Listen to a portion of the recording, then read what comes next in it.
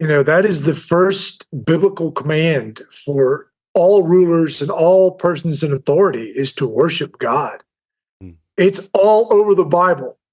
Look at the cycle of Israel and all the kings and the rulers that came along, and they obeyed and had blessing, and then when they disobeyed, they had curses.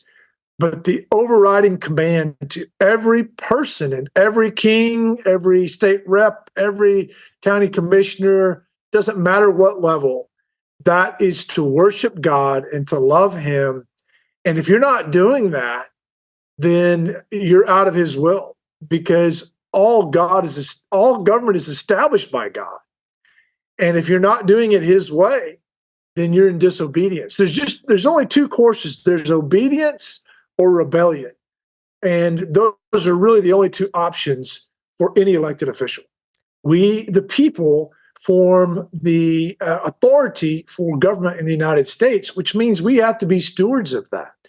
The Great Commission, go into all the nations, it doesn't stop at the Capitol steps. It doesn't stop at the courthouse. You got to go inside the courthouse. You got to go inside the Capitol. And so a Christian has to be a steward of civil government if you live in the United States, because you have a vote. Every time you go cast a vote, that's an act of stewardship or neglect every time an election comes around. So Christian must think thoughtfully about that. I think there are very practical issues, like the issue of abortion. In the book of James, it talks about pure religion, and that's, taking care, going to the widow and the orphan in their distress, that is pure religion. And if you look at that word orphan,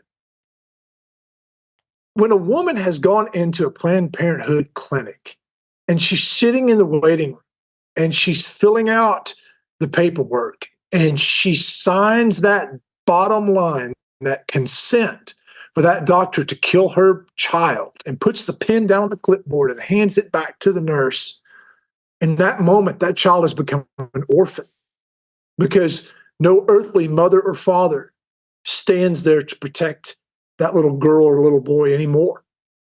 And so as Christians, we have a biblical mandate to visit the orphan in their distress. And we do that through public policy. We do that through our elected representatives.